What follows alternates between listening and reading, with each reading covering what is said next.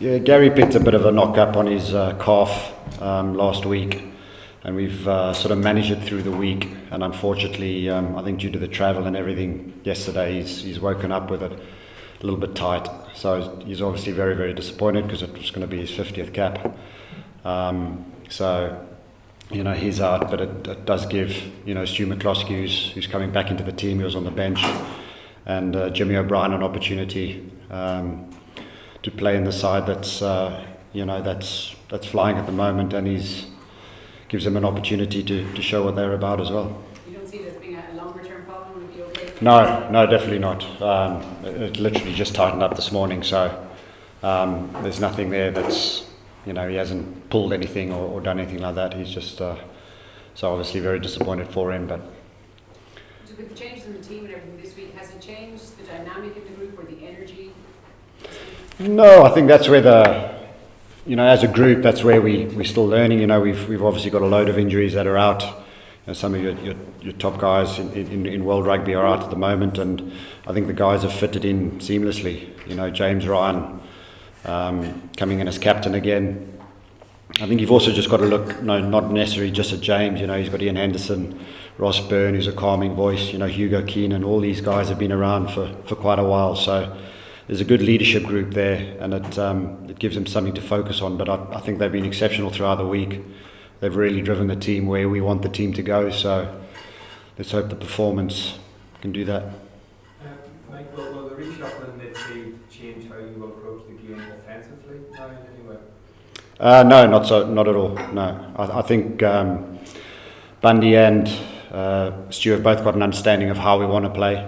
Obviously, they will play to their strengths. There's no bones about it. They will play to their strengths. But you know, they're quite capable of playing any game that we decide to play. Whatever the defence gives us, they'll make the right decision on the back of it. So you know, it's exciting times, and obviously defensively, it's two big guys there that can show real physical dominance there in the centres. So it's exciting times for those two. It's also exciting times for Ross Byrne, Craig Casey getting their first Six Nations starts. Yeah, I think for Craig, you know, he's been on the periphery for quite a while now. He's sat there and he's learned, he's sucked it all up, and he's you know, his work ethic's been exceptional, and he's now got his opportunity to perform. He's been exceptional in training. You know, he's super quick. His accuracy of his pass has been very, very good. So let's hope he can transfer that into the game tomorrow. And then you've got the calming voice, and you know, what a great story of Ross, of what's happened to him over the past 2-3 years. You know, for him to come back and cement a place in this team and to start, he's a very calming head there. So between him, James and Craig, you know, they'll be able to put the team in the right areas of the pitch and do what's right for the team. You have Jack Crowley on the bench, and then Joey Carberry, he's out there as well. He's seen my training. Yeah, nice to have Joey back in. Obviously with Johnny out this week, Joey's been back in, and again, you know, I think it's great that we can have all these players in, especially in a World Cup year. I think it's pretty special that these guys get to feel and get to understand that, you know, things happen in rugby, and a week in rugby is a long time. You know, you lose 2 or 3 players on the back of it, and so it's making sure the whole squad is prepared for anything, and it's shown over the past 2-3 weeks that anything can happen. So, and the boys have fitted in seamlessly. So we've been very happy with where they're at the moment. But tomorrow is about, you know, improving our performance on what we did against France, and I think that's the expectation from the group. Like on a personal level, what's it like being back there, those memories? Well, it's great, you know. No, I loved Italy. It was, you know, it was brilliant. Still got a few guys that they're obviously playing tomorrow that I coached. The management, Kieran Crowley and Maurice Goosen, I worked with as well. So I'm going to have a coffee with them later on this afternoon, I think.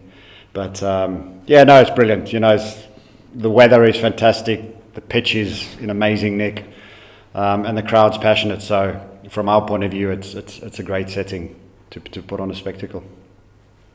Any restaurant recommendation? Too many. You have to ask this man, yeah. When you bring in 2 new 9s and 10s, do they fit into your system, or do you expect them to play their own game? What's the balance?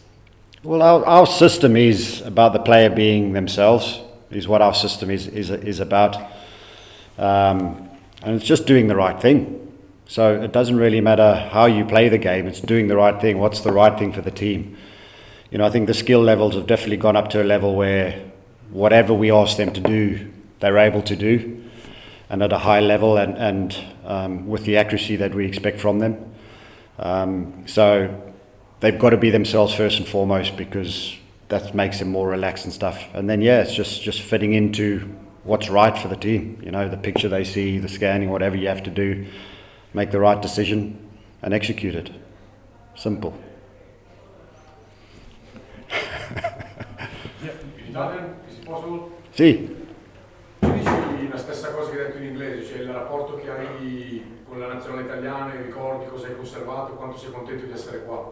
Jeez, that was quick. Give you.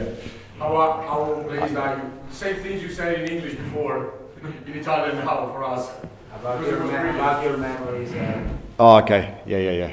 Well, I think with Kieran coming in now, I think the way they play. In Italian. No. Well, let me see. Giochiamo? Sì.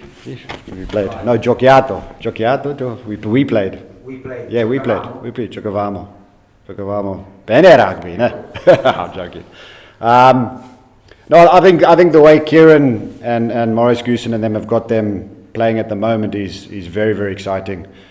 I think they've picked a team that can play the way he wants to play, and they're younger, they're fitter, they can move, massively passionate with a very passionate captain, Lamaro. And their set piece, their line out's very good, and their scrum's been excellent. You know, probably didn't get the benefits of what they should have got in the past two games, but you know, they've definitely improved. But you can feel there's a sense of real energy in the team, and it's great, and they will learn along the way. You know. How proud are you to see these Italians? No, it's great. Listen, it's always, you know, with all the criticism that's come Italy's way over the past 10, 12, 15 years, you know, it's brilliant to see them at this beating Wales. It's huge. It's huge for them. It's huge as a country. It's huge for the sport in Italy as well. You know, so and it's great for the coaches that put in so much work and effort, and the clubs. You know, and it's been tough in the past, and we understood it, a lot of politics, but that seems to be moving aside, and it's about the rugby and the players. They're picking the right players to play that way. So it's fantastic. I think Kieran's done a great job.